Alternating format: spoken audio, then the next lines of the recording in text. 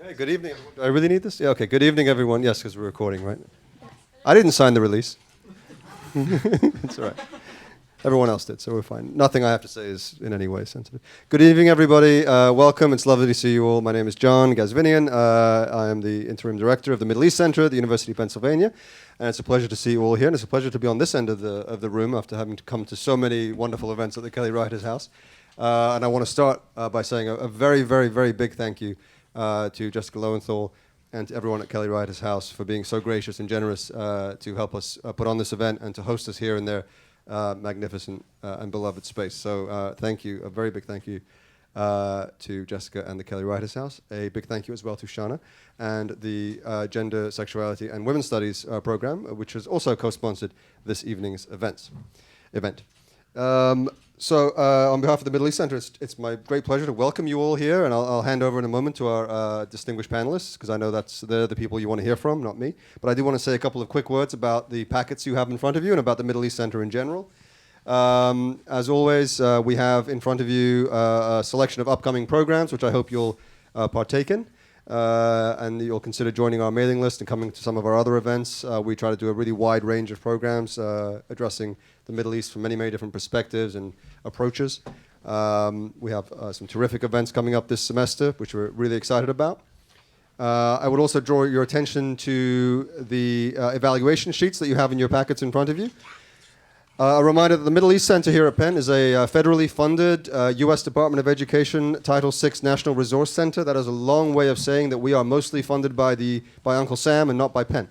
So the relevance of that is that it is very important for us to report regularly on some of our events to the federal government. These evaluations are therefore a critical part of what we do. These are not just surveys for the sake of surveys. They are very important to us, of course, in knowing how we can improve some of our events, but they're also a very important part of our funding structure and our ability to continue putting on these kinds of events. So as always, I would exhort you, I would plead with you, I would beg, if it was seemly, with you to remember to fill in your evaluations before you leave. We have pens, for those of you who didn't bring pens. And we would remind you that if you do leave early, we hope that you don't leave early, but if you do leave early, please take a moment to fill in your evaluations as well and leave them on the seat before you leave as well. We'd be very grateful for that. Also, if you want to be on our mailing list, there's a space on the back of the evaluation sheet for you to leave your email address, and you can be added to our mailing list and receive our much coveted Monday morning coming up at the Middle East Center emails. If you do leave your email address, we would ask you please, as always, to write your email address legibly if you do actually want to be added to our mailing list and receive our emails. So, without any further ado, I want to introduce, of course, our distinguished speakers, writer, translator, and discussants. But I want to start by saying a very special thank you to Professor Fatemeh Shams, who helped to put all of this together. It was her idea, and as always, we're so grateful to her ingenuity and creative ideas for the kinds of events that we want to do. I'll start by introducing her. Actually, she's going to be moderating the events of the day. Yes. Nobody is forgotten here, I promise. Dr. Shams is a specialist in Persian literature. She teaches and runs the Persian literature program here at Penn. We've been delighted to have her for the last few years. She has just come out with a book, right? Is it out yet? Or coming out like September. On September. Yeah. Okay, September of 2020 with Oxford University Press, called A Revolution in Rhyme: Official Poets of the Islamic Republic.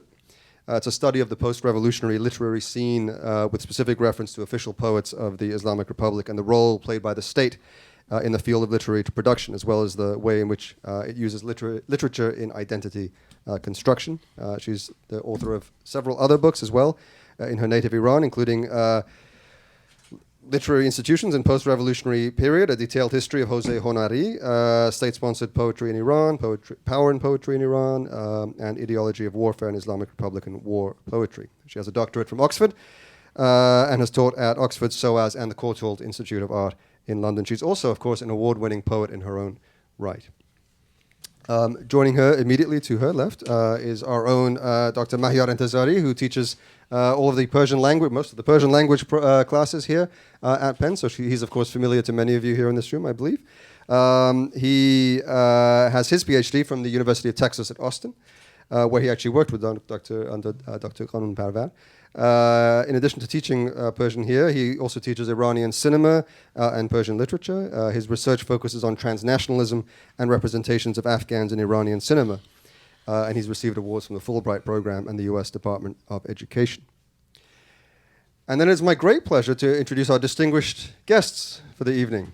First and foremost, Moniro Ravanipour, who is an internationally acclaimed author, originally from Bushehr in Iran, in the southern part of Iran. She is the author of many books, both published in Iran, 10 titles altogether, including 2 collections of short fiction. Kanizu, which was published in 1988, and Satan's Stones, or Sanghay Shaitan, which was published in 1990. As well as numerous novels, including The Drowned, Ahl Gharq, which I believe many of you are reading currently in Dr. Shams's class, which came out in 1989. Heart of Steel, Dele Foulad, which came out in 1990. And Gypsy by Fire, Kuli Kenara Atash, which came out in 1999. Her work has been widely acclaimed internationally, as I mentioned. She came to the United States in 2006, where she went immediately to Brown University as part of their International Writers Project, where she was a fellow. She's currently a novelist and a writer in residence at the City of Asylum at the University of Nevada, Las Vegas. And then she is joined immediately to her left by her esteemed translator, Dr. Mohamad Ghanoonparvar, who is Professor Emeritus of Persian and Comparative Literature at the University of Texas at Austin.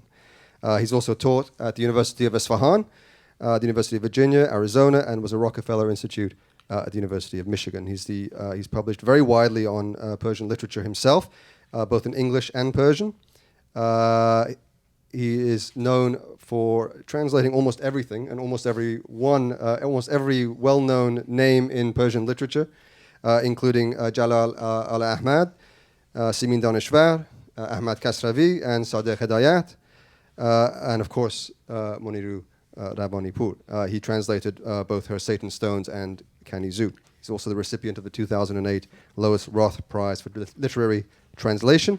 He's got a couple of forthcoming books as well, including Literary Diseases in Persian Literature, as well as Hamid Shokat's Flight into Darkness, a political biography of Shapur Bakhtiar, who was the last prime minister of Iran under the Shah, and Caught in the Crossfire, a political biography of Qawa Mosaltaleh, who was another legendary Iranian prime minister.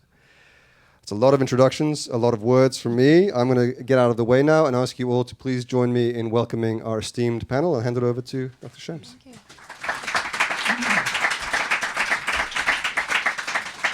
Well, good evening, everyone. It's such a pleasure to be here today, and thank you so much for taking the time to come. It means a lot that you're here. It's also an honor, really, for me to be part of this panel. It's a dream coming true. Literally, like the 2 guests that we have here today are my heroes since I was young. Professor Ghanoonparvar as my Ustad. We don't have a word for it in English, really. I guess the word is professor. It doesn't do justice. I learned so much from him. And Moniro Ravanipour, who I started to read since I was a teenager. So meeting her in Philadelphia, thanks to Kelly Writer's House and thanks to the Middle East Center, means a lot. And I'm grateful to the Middle East Center, to Near Eastern Languages and Civilization Department, to the Gender Studies Department, and Kelly Writer's House in particular for making this event coming through. So I'm just going to basically start. This is going to be a conversation. We are not setting an interview, so the setup is going to be pretty informal and friendly, I hope. Mahyar and I are going to ask questions from Dr. Ghanoonparvar and Moniro and Ms. Ravanipour. Just say Moniro is with it. Moniro, I guess I'm just gonna, I'm in between Persian sort of politeness and English, informal, which is much more, comfortable. Moniro and Mo, I'm just going to call that. Okay, so my question is very simple, Moniro. Why did you write The Drown? Oh, God.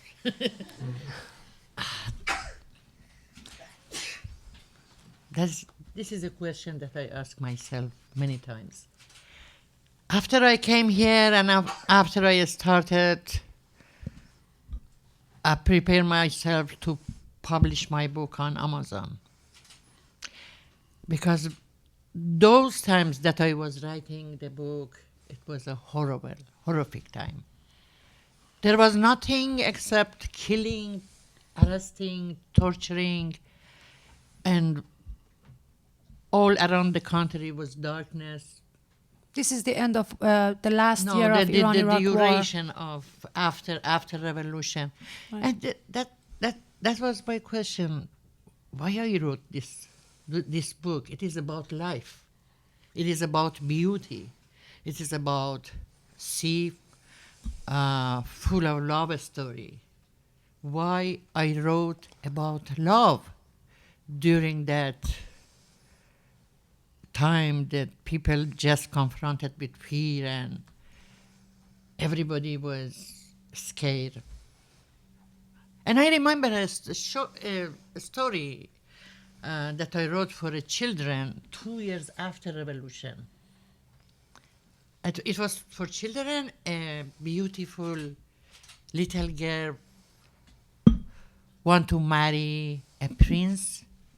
She was waiting by the window for a long time, and finally the prince came, and she jumped on the horse, White House, and they rode to the castle. When he reached there, close to the castle, she told herself that this is not the castle that I wanted. But she hesitated and said, okay, let's go and see what happened. Immediately after they entered the castle, the handsome man divided to 7 ugly men. And everybody was responsible for one thing. One of them stopped her, the little girl, for laughing, one for loving and singing, one for dancing, one for wearing a colorful clothes. And the 5th one was responsible for teaching her the rules and regulation of the new environment. The 6th one was torturer, and the 7th was corpse-making machine, killer. Actually, that story, they didn't let me to publish it. It was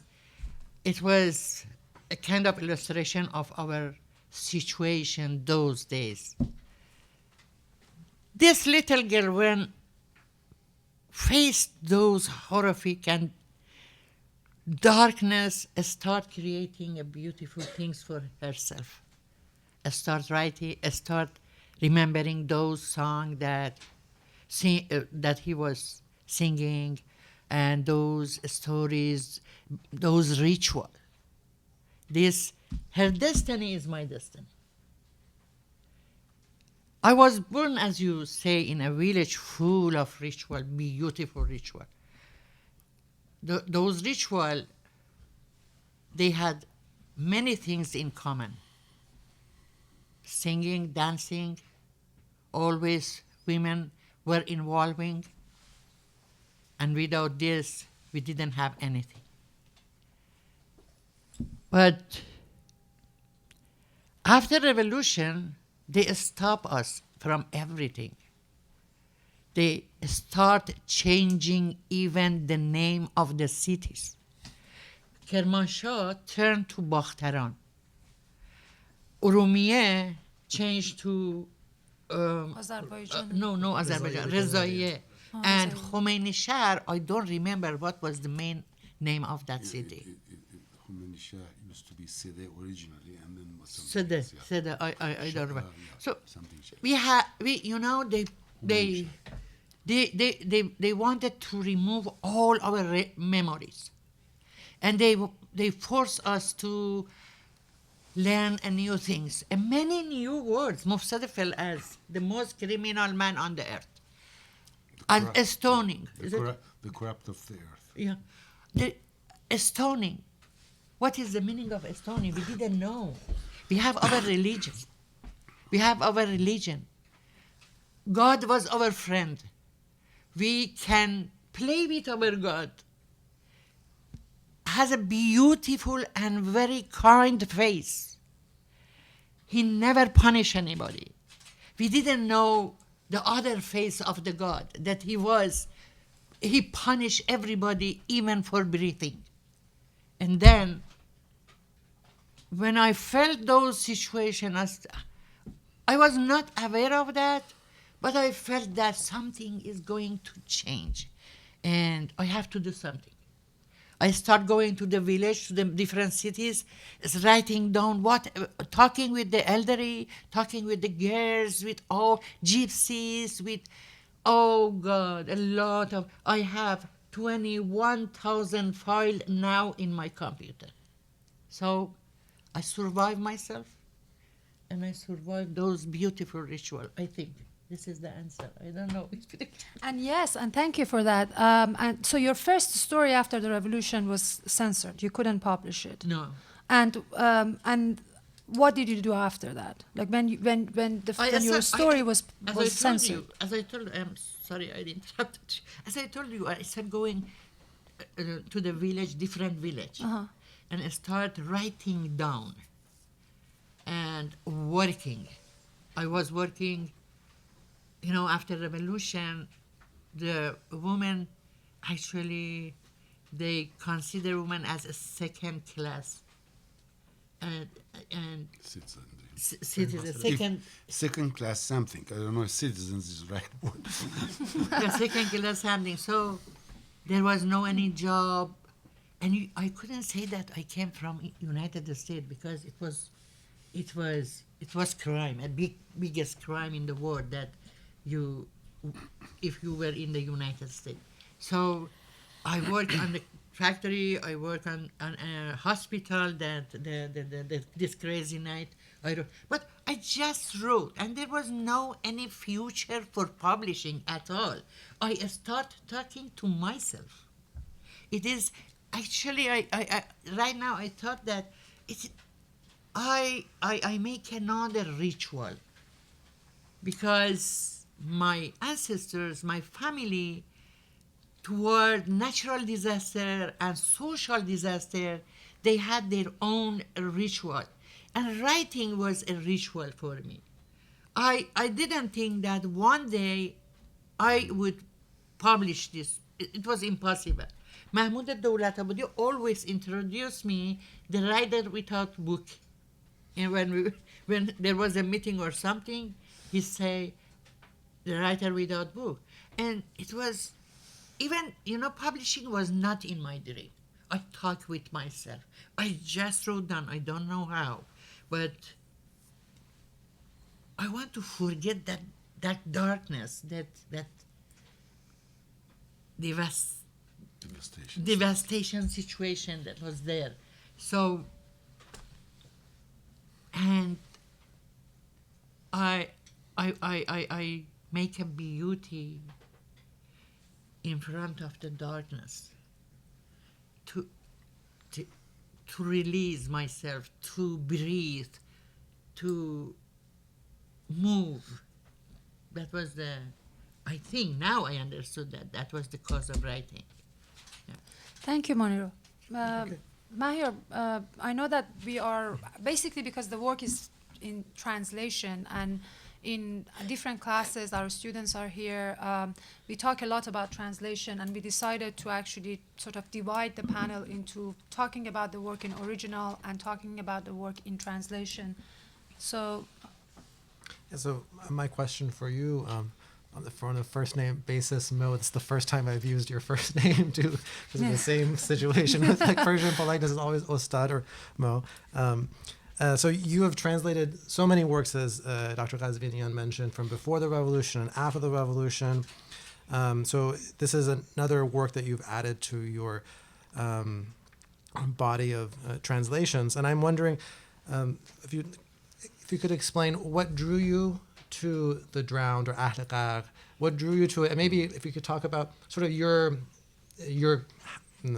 introduction to it, okay. and how you decided to I think what happened, sometime in the 90s, I think, Moniro Ravanipour came to Austin, and I don't remember whether I had the book already or she brought another copy, because I have 2 copies at home, so I don't know.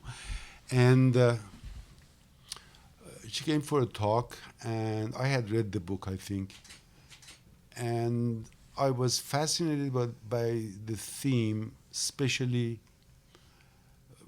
subject matter maybe, because most of what had been written called Persian fiction prior to the revolution was basically political in nature. Of course, not in the American sense of the, meaning of the word political in the Middle Eastern term of political here means changing the parties. Somebody else comes to the White House. Political in the Middle East means change of regime and everything, the whole world, right? In that sense. So most of that was political in that sense. And then all of a sudden I see this, which is completely different. It does not, the theme is not happening in the big cities, in Tehran especially. It's happening in a small, remote fishing village on the Persian Gulf. A village, nobody knows where it is. Even the residents, the people who live there don't know where it is. They have no idea they are about a step and a half from a big city. They have no idea. And then there is that the callers who shouldn't call. This is not one of those roller callers. I forgot to turn this off. Okay, and then there is this whole atmosphere of the village, the characters, everything is new, and I said, okay, this is something to discover. I think the good thing about it is, in translation, you are facing the same thing that the Iranian readers were facing. In other words, it's something alien, and you want to discover it. A reader from a big city in Iran, Iranian reader, would have the same problem with reading this novel. Okay, it's something like came from somewhere else. Things that they are not familiar with. These people, are they crazy? Why are they doing these things? This girl standing by the sea, and what's this creature coming out of this? Is it science fiction? What is it? And then as you go into the story, it's the real place. These are real people, but they are different, and that really fascinated me. And of course, the language of it. I think Moniro writes first of all, with instinct rather than intellection, if you want to call it. She lets the language take over itself and write. Does not calculate every sentence, and very natural writing. There are other writers, I can tell you, that every word they put on this afternoon we were talking about another writer, Golshiri.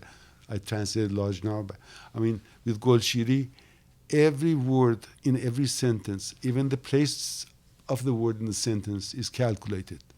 It's so precise. I was trying to change paragraphs in that. I couldn't do it. I couldn't touch it. But Moniro does a very natural language, and that captivates you. I think as a reader, I was attracted to it.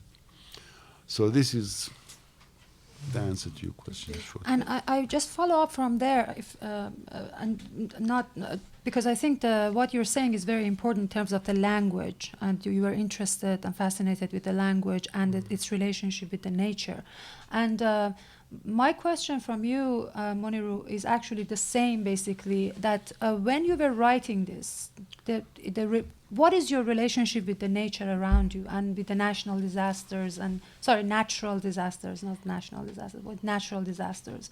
There is a lot of references in your book about storm, about, things that are completely unpredictable, and the people of the village are constantly facing those threats that comes from nature. Nature is beautiful, but at the same time extremely threatening.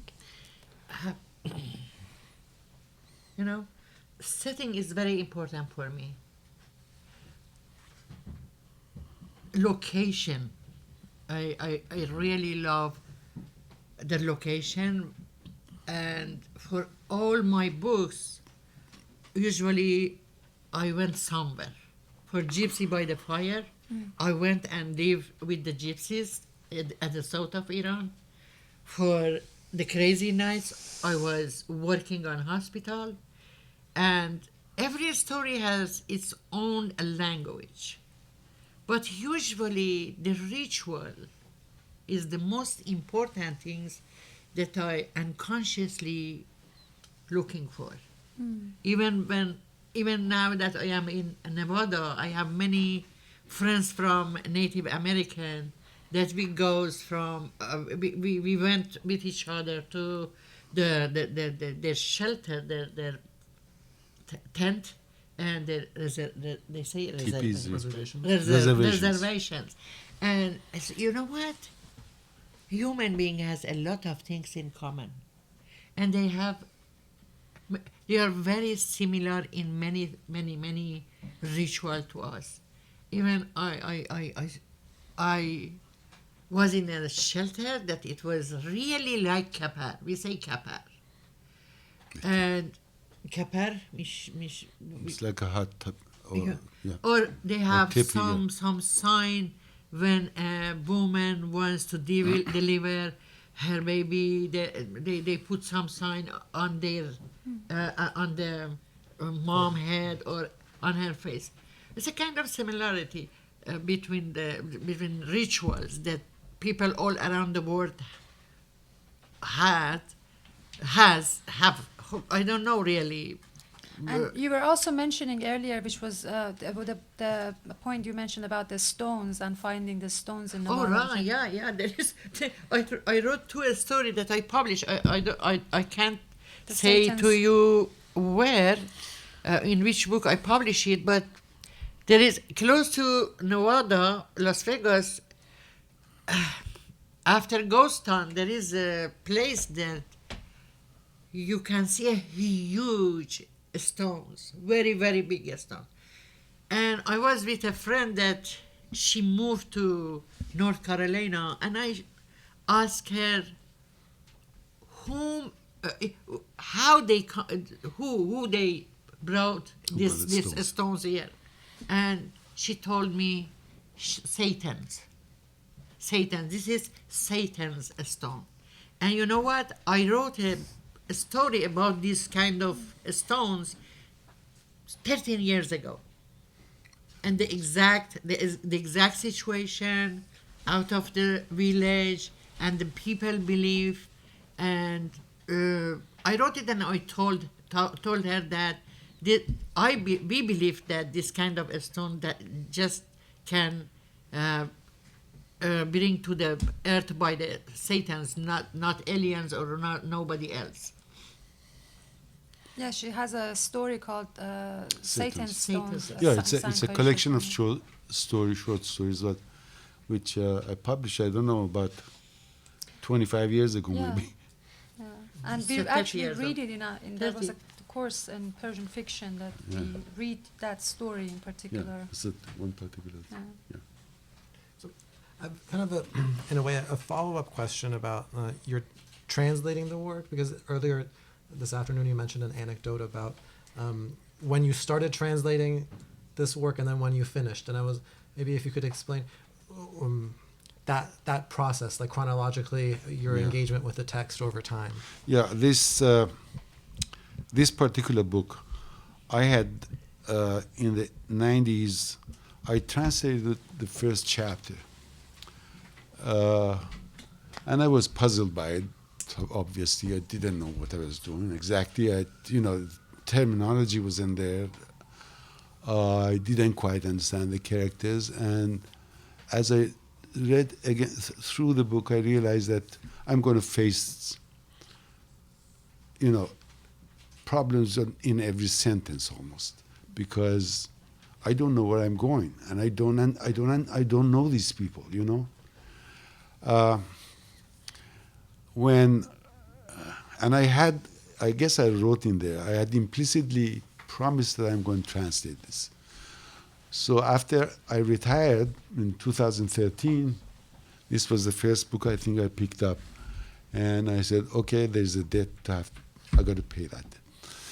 And I ignored the first chapter. And I started going another chapter, 2 more chapters. And gradually, there is a point where anybody who translates knows this. And if you really do it the way at least I do it nowadays, there's a point where you want to really put yourself in place of the writer, become the writer, not your own writer, creative artist. No, you sort of put Moniro inside you, and only write in English. And this is when it happens. I think by the 3rd chapter I got to that, and I went back, and all of a sudden I had the language. And once I have the language, as I was discussing this afternoon, it is like writing, really. Those of you who write, you know that you start somewhere and you go and say, I'm going to go this direction, and the writing is not nice to you. You said, no, this is the direction, right? And in translating, basically the same thing happens. Once the language, the tone, the music takes over, you really don't have any more choices. You just go with the flow, and you let it happen. Of course, the process later on becomes more complicated because it's not as simple as that. Those who have worked with me in translation classes know there's about 7, at least you go through the text 7 times, 7, 8 times, sometimes more.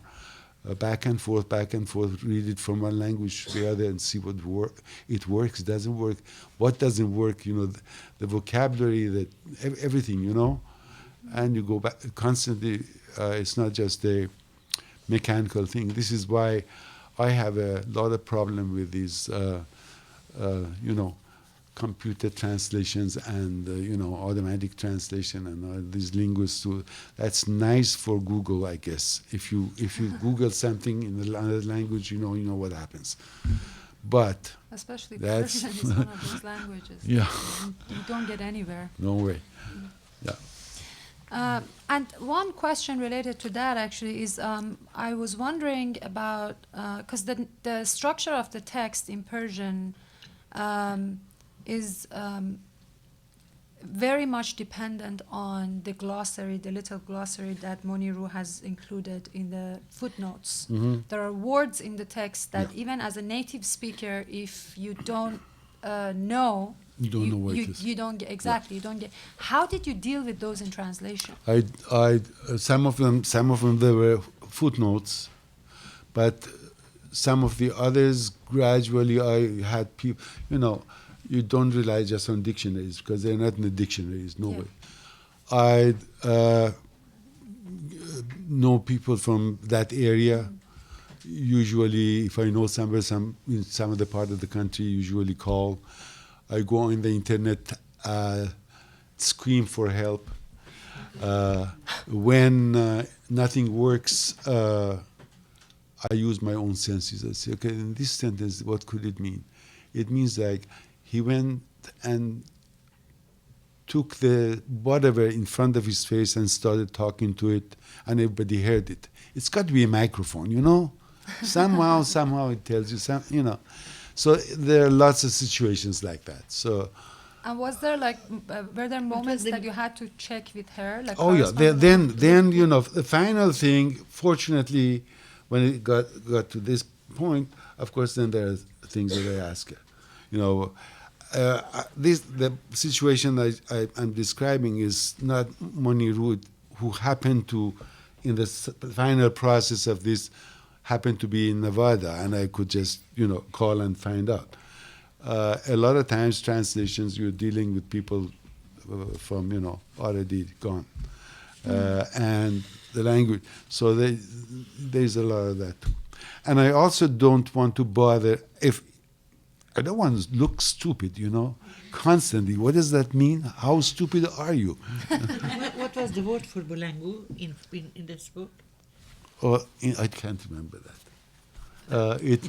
I remember What is it in- motorcycle. what is it in- The motorcycle. Shehri? Kopkopi. That was Kopkopi. Motorcycles go Kopkopi, yeah. Kopkopi. Which I did it as something else. Yeah. Yeah, there is something for Bolangu, yeah. yeah, for a microphone there is something in there. I can't remember. I make up. We didn't say Bolangu. Yeah, We didn't. no. But I think for radio is also that, whatever, some other. Jabe Jadu. The Yeah. box of magic. Magic box, yeah. The magic box. Magic box, yeah. So when you were writing it in Persian, including those words from your dialect, this was is it in my blood. intentional? I know that it's in your blood, and the way that you write is very much influenced with that. But was there a concern when you were writing that this might not be understood with the mainstream Persian speakers of even the country, or wasn't it that it wasn't something that you actually thought about? When I talk in Farsi, I have accent more than my accent in English. Then I have accent too. Yeah. I have Mashhadi accent. We all have a kind of accent.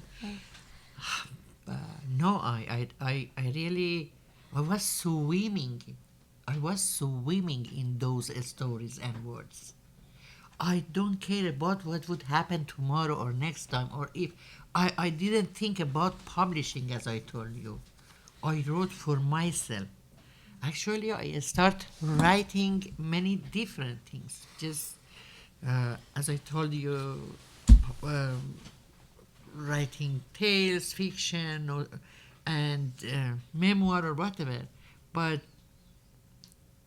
even short story, I published Kanizu before The Drown. Mm-hmm. And they're very connected in many ways. Yeah, it is 2 or 3. But wherever I go, then again I go back to the main stream. I go back to the sea. The sea was core for me. It was always in front of my face, and I was thinking about it. I couldn't get rid of it. I love the way that you connect with the sea and use the sea as an imagery, because you're also talking about your childhood and your relationship with the sea. Oh my Everything God. is fascinating. I would play on the shore every day, and I started Castle by the Sand on the shore. And I would look at the wave, and I thought, which of these come and destroy my castle? And finally, one of them comes and destroy. Again, I start making it again, and the wave come and destroy another one and another one. I got used to make castle and wave come from nowhere and destroy my castle. So, and I want to mention that the last wave that came from Amazon, they announced that they wouldn't accept or support Persian font anymore. Persian font, yeah. Farsi font anymore, and we couldn't right now publish our book in Farsi on Amazon. Persian, yeah. Because Persian, of the sanctions. yeah.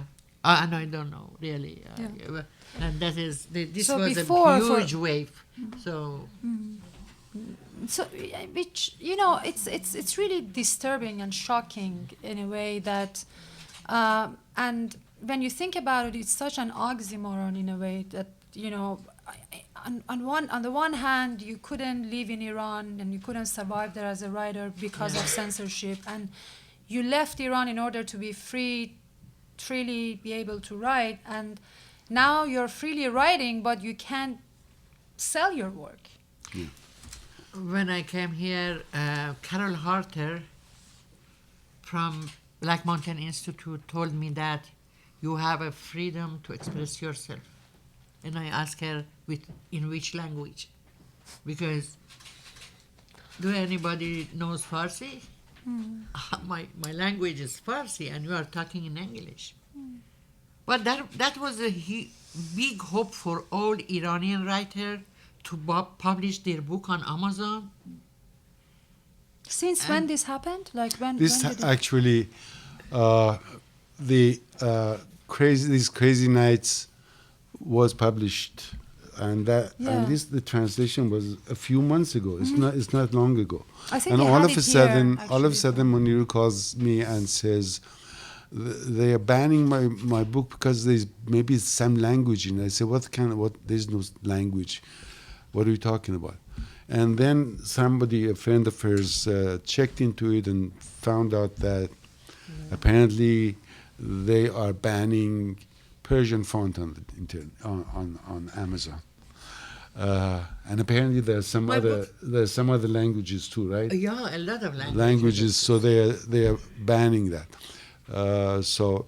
And this was becoming a venue, a format for a lot of writers who can't publish in Iran to get their books on, sold, and this is really bad.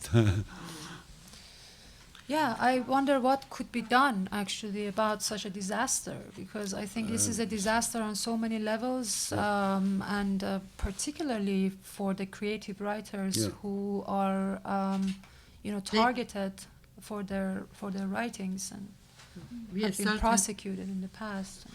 We started signing a petition, but they don't care about it. I think a lot of people sign it. A lot of Iranian writers or other writers, they Did the PEN, the one that is in New no York, petition, no. did they do anything? No, they didn't do anything, nothing. They are busy with themselves, with election. The most thing that they are important for them are election. Do you want to ask a question? Yeah. We can maybe now that we are talking about exile and banning and censorship, this is something that actually we both wanted to ask you about. Can I ask? Do you want to? I mean, we can. Okay. Yeah. I mean, So, if you have any questions. So one maybe a question perhaps for both of you in a way. I think it's also it's a question about maybe influences in the work, and there's it kind of evokes in my mind the idea of like the autonomy of the text, because you were the author. So what do you think? And you were the translator, which makes you a very special reader. You've read it so probably more closely than anyone else. So you have a very close relationship with the text, but you're not the original author. So you have different perspectives. So I read like some scholarship on the works, and some scholars could talk about like Marquez and the relationships to magic realism. And as I was reading it myself, I just thought about another Iranian writer who wrote in Persian, Ghulam Hossein Saidi, especially his works, Azadan Bayal, The Mourners of Bayal, and the ideas of like magic realism. And so I think it's one thing to think, okay, this reminds me of that. I think oftentimes when we see a connection, we assert that there's an influence. So my question is, for you personally, do you see similarities between your works and other writers, whether Iranian like Saadi or other, or do you see a connection, or do you feel there was influence or not? Let me start from being in exile. I don't feel that I am in exile. I really enjoy my freedom. I love here and I love the people. My friends are mostly from America, and they are very friendly. They were very nice to me. So I've listened to their story, and because I love to hear their story too, and I try to write their story wherever I am, and not try. It has its influence. It is not conscious. What about magic realism? It was our life. It was not different from our life.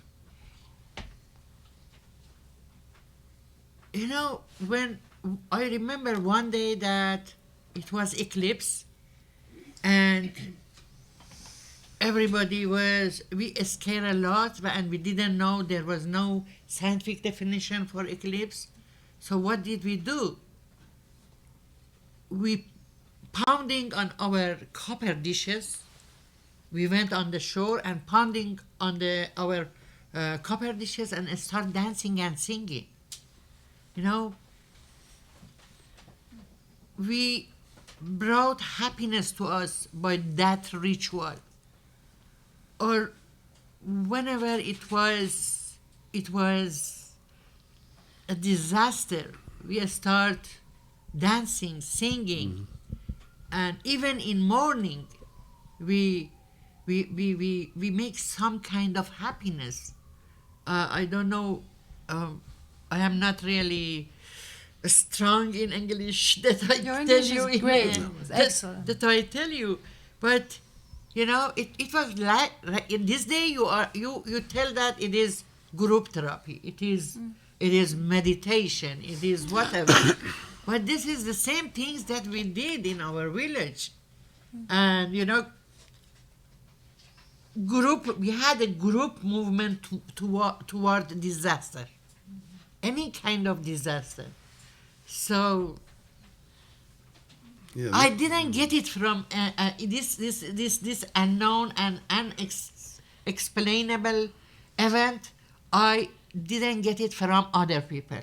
That the south of Iran has a special teaching. special school, you want to say? Yes, yeah, a Special- special school. We say Maktab Junub. School. And The school of the Saadi south. was the first School one of that the wrote. south. Yeah, Saadi was the first one that wrote this kind of a story. The atmosphere of a story is completely unknown, full of question and Apparitions, full yeah. of illusion, maybe, huh? And very foggy. You know, it's not. You can't. Everything is not clear. Yeah. Let me add something to this. I think those who are critics, especially, and those who involved professionally in literature, not necessarily creative artists and creative writers, we always try to pigeonhole things and hunt for influences. And in some cases, they are, that is justifiable. But, and when you, if you can define magic realism, and you make this 1, 2, 3, 4, 5, and then this doesn't match, say, well, she failed in this part, and there's these formulas. And I think what she's trying to say is, okay, it might look like that, but I don't know what it was at the time. And what I was trying to do was not magic realism. Me, as another one of those critics, when I saw the story for the first time, immediately in my mind it came something else. It is the structure of the Book of King by Ferdowsi, the national epic of Iran, 10th century poem, book about this thick.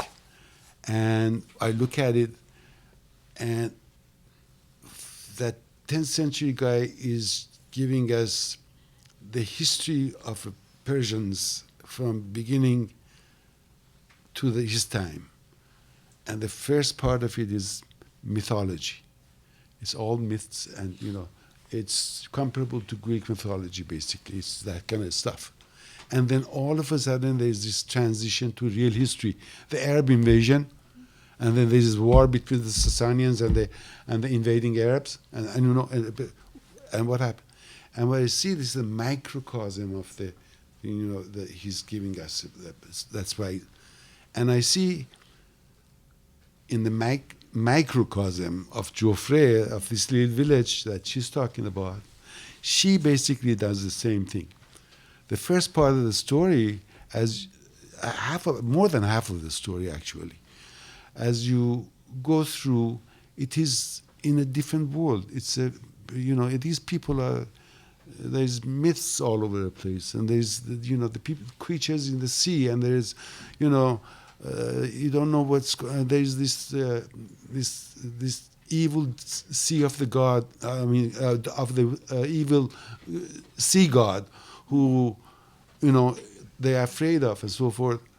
And as you move, all of a sudden, that's gone, gradually is gone, and then is replaced by a government agent, and by whatever, and it becomes real history all of a sudden. And what was happened, and this is not just that turned into this. No, it is not that quickly either.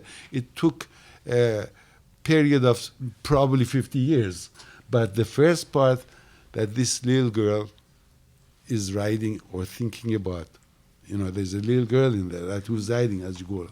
This little girl who's writing in there, the first part, she's heard it from all the grandpa and whatever, all of these people. And by the time she's growing up, then all of a sudden it's become real. And then the village is no longer the village is no longer the village. The village has become a part of the nearby big city they didn't know existed. It's fascinating, and don't forget what you want to say, Moniro. But I love the fact that you put it in the tradition and in conversation with the past, and the way that it's kind of the continuity of. Ferdowsi's work in a way, starting with mythology and then getting to real history. It's fascinating. I never actually thought about it that way. So thank you for that. That's very good. Two kind of ritual had a huge effect on me. The rituals that belong to the women, almost to the women, and the especially my father, my uncle, and my cousin. They had a special ritual. It was drinking ritual. Whenever my father was truck driver, came from the other villages, they had a gathering, and in their gathering, I heard the most important poems by Iranian poetry. Iraj Mirza, Mirzadeh Ishqi, and they talk about magazine, Mohammad Masood, Marde Emroz, Tawfiq, Nasim Shumat. All those, constitutional. All political, by the way. All political, by the way, yeah.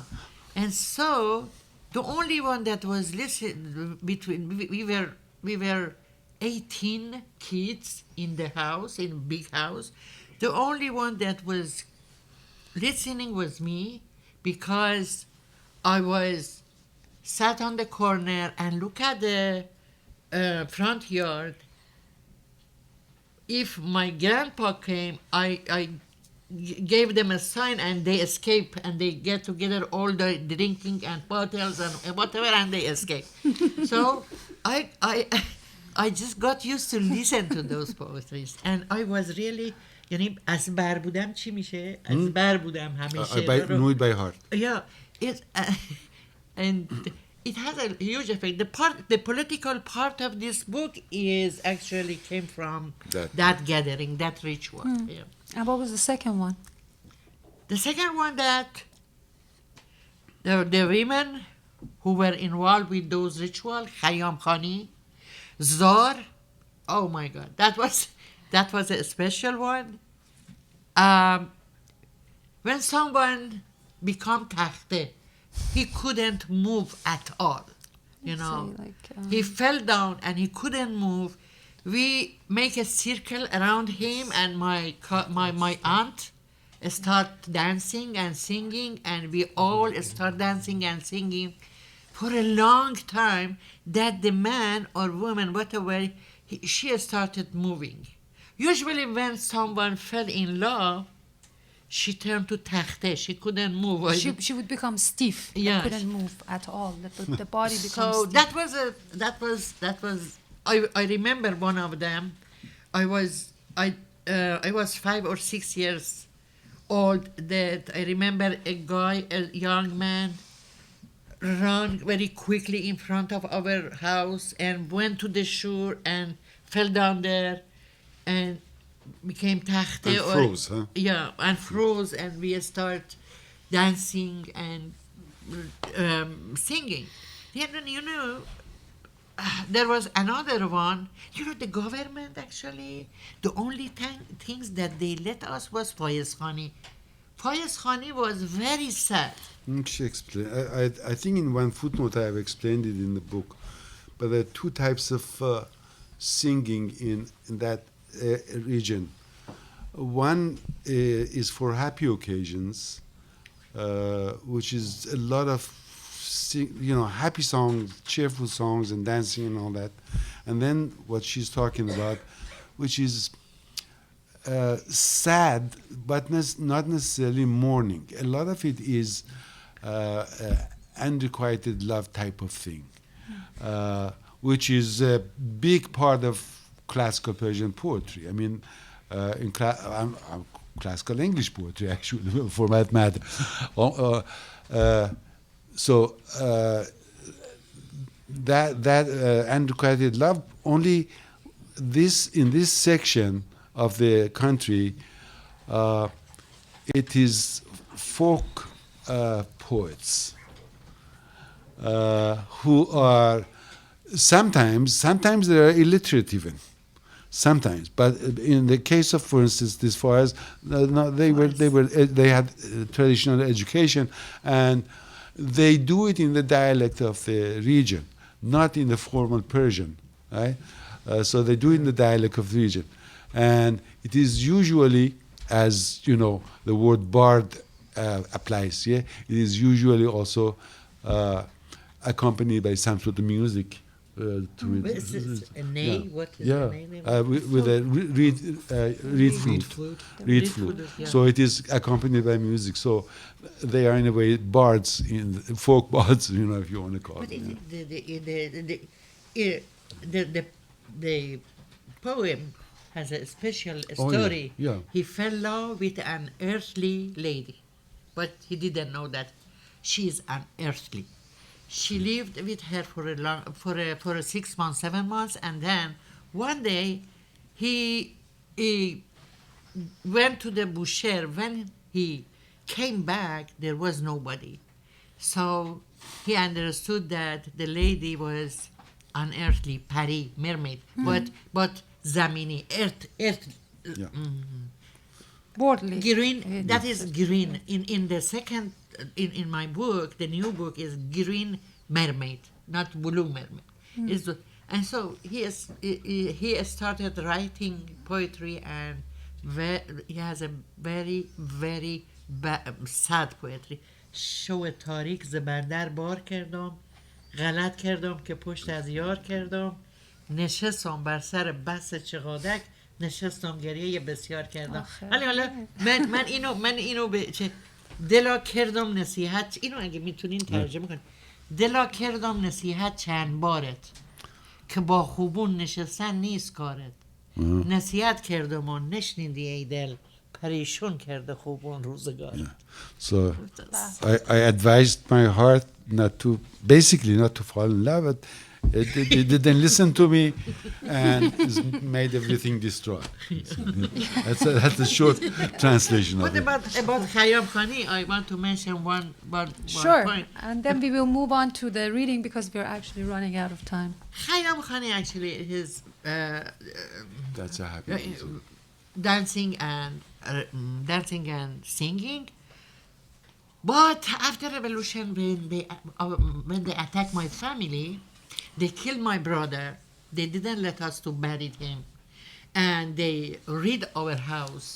They put my whole family in the prison. Or my uncle, my sister. One of my sister escaped. One of my brother-in-law, they arrested him 4 times. It was really, really a bad situation. And one day, my mom told us, let's have a Khayyam Khani. Which is that cheerful kind of poetry.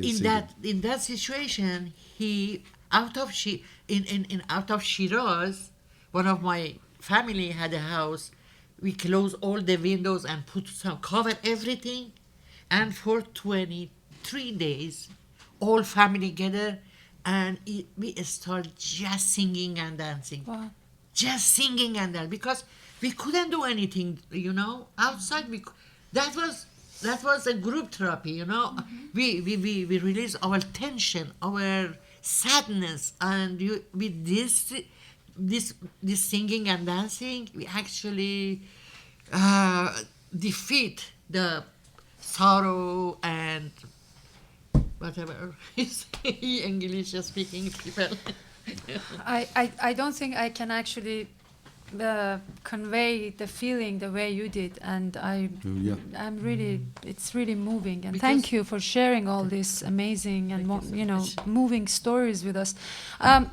We've run out of time. I really wish that we had more time to continue this conversation, but since we have you here, and this is a sort of a tradition actually in Kelly Writer's House, when we have writers, we would like to hear part of the Drowned in your own voice, and then if Mo kindly reads part of the translation. The first page only, maybe 2 paragraphs. Maybe just 2 paragraphs. Okay. Yeah. Okay.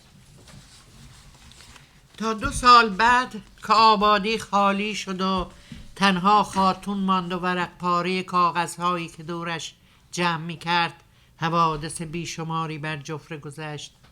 صدای ساز آوازی که از خانه‌های پیش ساخته می آمد روز به روز بلندتر شد تا جایی که دیگر کسی صدای موج‌های دریا را نمی شنید.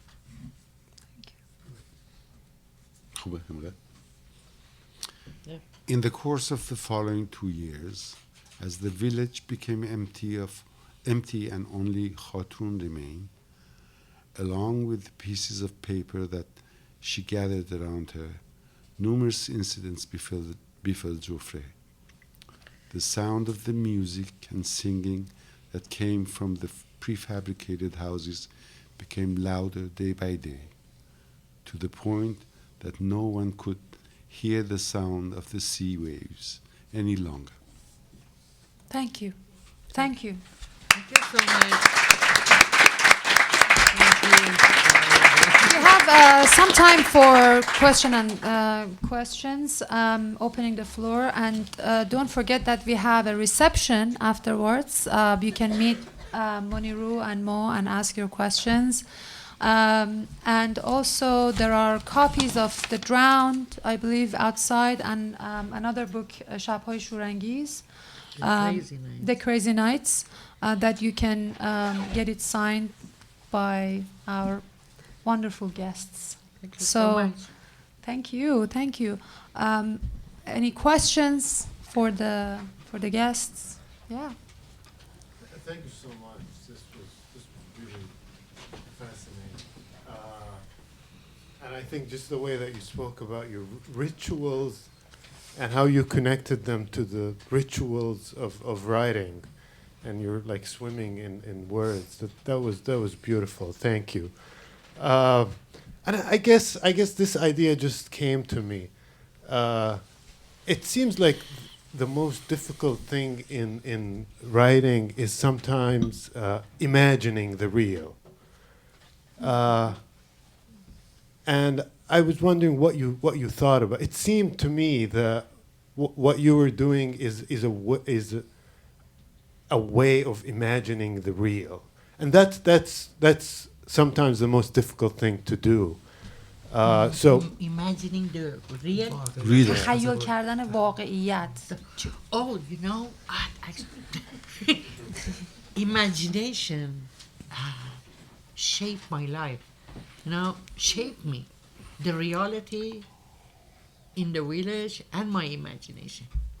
It was, all those rituals came from people's imagination. It was from we make a story. We tell a story every other second, and this is not only us. From our ancestors, those people who were living in the cave, without a story, we are nothing. everything starts from our imagination, you know. Then we start separate our life and we say this is imagination, this is life. But actually there is no any kind of separation. You know, in south of Iran, the bathroom is far from the house. It is not inside of the It's building. outhouse, yeah. And at the midnight, our house, I wrote about this house in Ahlaqat, in the drama. Our house was close to the sea, okay? And at the midnight, as a child, in the winter, with the windy weather, and a lot of noise came from the sea. You know, when I wanted to go to bathroom, I didn't ask anybody come with me. I made a man with the darkness, and its name was Juzu. And whenever I wanted to go and say, Juzu, I need come on with me. And you know, and my mom, you know, and my mom say, who is Juzu, really? And even it is not the only one, you know. We had a yellow sand storm that came from Saudi Arabia. Every other year we had it. And you know, it was, nobody can breathe. This is the only time that people hide in their house. And we you know what? I made a friend with that yellow dust, and whenever this storm came, I start talking to her. And you know, my grandpa say, oh my God, you are crazy. We couldn't breathe. To whom are you talking? So I made the life easier for myself by telling myself a story, by using the reality. You know, it's a reality. My imagination is a major part of my life. Because of this, whenever I go, I don't feel that I am in exile. I start telling myself a story. In Nevada, I start telling myself a lot of a story. My friend is here, Genevieve McCormick. So it is very easy to make connection with a story to the people. And I love being connected to the word and to the people. That's just beautiful. Thank you so much. Thank you. So, well, I Ahmad take is back, a- by the way, I take back what I said this afternoon. This afternoon I told her she should see a psychiatrist. Yeah. I take it back. Any other question? Yes, on the back. Hello. Who are the writers who've inspired you the most, and who are your favorite American writers? Oh, Toni Morrison is my favorite American writer. You know, she wrote against forgetfulness. And I love her because of this. Without Toni Morrison, many stories would bury. Buried? Buried. Buried. Yeah, with buried. So that I love her, and I have a book club that we read the Beloved and the Song of Solomon, and we will continue reading her book again. This is and William Faulkner.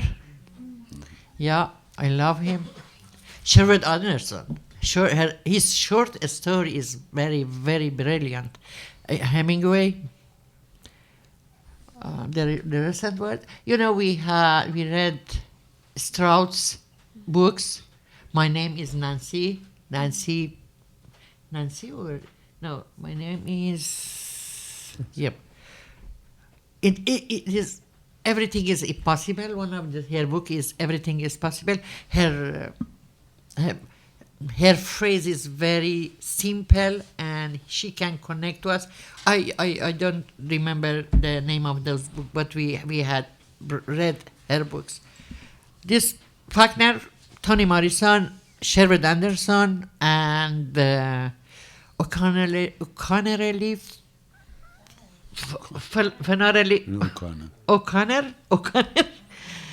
There is no good man in the world. I love this story. A good man is hard to find. Yeah, a good man is hard to find. But yeah, that's it. Thank you. Yeah, right. Just next to, yeah. Hello, thank you very much for your enlightening talk and everything.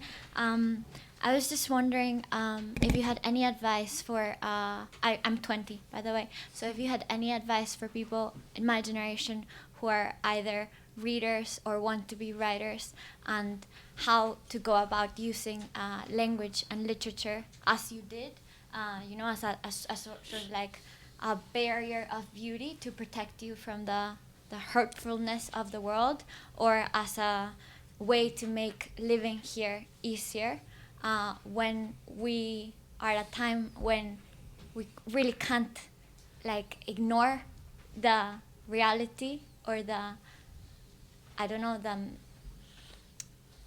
if I'm making any sense, but and also when it feels like everything has there's so much stories are being told all the time, and voices are being, there's so much noise. So it almost seems as if it's unethical to produce anything more, that we should just reread what has already been written. And so I don't know if you have any advice for people my generation about anything. Oh, God. I love my childhood because I had a very beautiful connection to the nature. For all of us, here I feel some separation. People are separate from nature. We are here, usually we are living in the box, and it stops us from improving our imagination. Connection to the nature is the most and important things that I love. Without sea, without rainbow, without birds, I am nobody. I am nothing. And reading the very most important books that are really literature. It is not only it is not bestseller. It is literature. So, and then everybody has its own voice. Don't scare from other voice or other noise. You sing your song. Forget about other part of other things that we really these days we have a lot of problem in the world and a lot of sad story, but go to Khayyam Khani, dance and sing. This is the only way, really. This is the only way. Yes, 2 questions on the back. I have a comment about Amazon behavior, This thing that they don't publish Iranian writings, Persian writings, it's very much similar to Donald Trump behavior. I'm not planning to get political, that he doesn't allow Iranian immigrants here. What they don't know, that Iranian artists, writers especially, they are very much against that system that rules Iran. So they are, they are writing against the government. They are working, in fact, according to U.S. Census Bureau, more than one occasion has been shown that Iranian immigrants in this country, the highest echelon group of immigrants, in terms of their education, in terms of the job that they have, and in terms of lack of dependency over the welfare system. So this thing that Amazon doesn't publish Iranian, or Donald Trump doesn't allow Iranian immigrants to come here, it just stems from the ignorance, Agreed. Thank you. Thank you. Thank you. Leora on the back, yes. Leora has translated Moniro's work into Hebrew. So that is Yes, good. we emailed. Yeah, she emailed me, yeah. Thank you so much for this talk. You spoke today about the rituals in your village and how much ritual and tradition is important in your writing.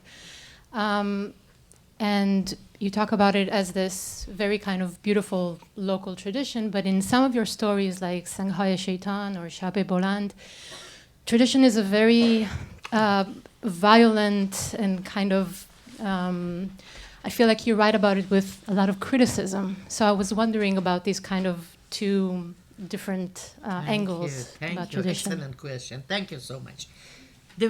I wrote about two kind of villages. One close to the sea and one far from the sea. Those villages that surrounding by the mountains and they didn't have any connection to the sea. Oh, horrible things happen, really. And I want to mention there is something in the round Golpar that this story is completely fake. You know, Golpar was my playmate, my friend, a little girl. She was beautiful, very beautiful, and she, when she got young, she married with a beautiful man from that part of, from one of my family, and I don't know why I use her name For that character. yeah, I don't know. And Ibrahim Palang too. When I published the book and went to the Jofreh, Ibrahim Palang looked at me and said, he was very upset, but he didn't say anything. Because the only things that was interesting for me, his tattoo. Okay? I use his body, his tattoo, his behavior, and, you know, kick him out of the village and turn it to another man with another situation character, and then invited to Jofreh again. These two parts is really is completely different. And Bubuni, that is in Ahlagar, and she doesn't have any children, has 5, 6 children. And whenever she died right now, but whenever she saw me, she say, "Why you write my story like this, and you didn't tell the people the truth about me, that I am not Naza." Baron. Baron. Yeah. Thank you. Any other question? I want here. Yes. Thank you. First of all, thank you for your fascinating talk. Thank you. I don't know how to articulate that. I'd like to know, so you were strongly connected to a specific place. You were connected to Bushehr, its nature, its ritual. Not and Bushehr, no. The Well, natures in Iran. You were not. No, it is very close, Very close. Jofreh. but it is Jofreh. It is Okay. Jofreh. So, Okay, I mean in general sense Yeah, of yeah. the places in Iran. But I wonder, I'd like to know more about the sense of detachment from Iran or that areas, and then coming to US and start writing about, and what happened to the source of your inspiration. Oh, it's a long story, but I can just give you some sample, okay? When when I was 10, we moved to the Bushehr. And you know, they sold a house to my father that it was قبلا فاحشه خونه بوده. It was a whorehouse. It was whorehouse. It was a brothel. So we came from that wild part, and at the night everybody knocked the door, and we didn't get used to close our house. So at the middle of the night, my mom was there, full of young men in the back. It was very difficult, really, but we make joke at it, you know. And then when I went to the university, Pahlavi University, I didn't know that the lady should smile. You know, laughing loudly is very bad, okay? And should, you know, walk very calmly. And she didn't supposed to say something that it was very aggressive or what. I didn't know it. okay? And I was with one of my friends, and in front of library, she said something, I start laughing, laughing. And I saw, all the students are looking at me, مثل که جن دیدن چیه؟ It's like they came across a genie. Yeah, it has. And right now I have struggling with it because I couldn't hide myself. I say straight whatever I think, okay, to everybody. And I don't have ta'aruf. So many people think that I am their enemy. I am not. I am from that village, And this is horrible, really, really horrible, okay? And if is it okay for you? Is it enough? Yeah, I had a lot of problems. But as usual, باهاش تفریح کردم. I made fun of it, huh? I sort of have fun with it. Yeah. So. Great, thank you. If there is no more question, I think we're gonna end it here.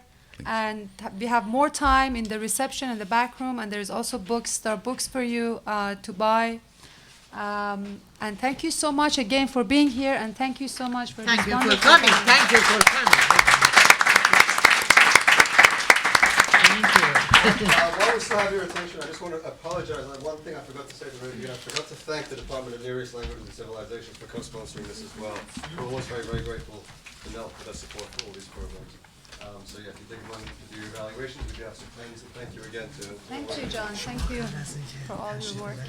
But don't worry about it. It's fine.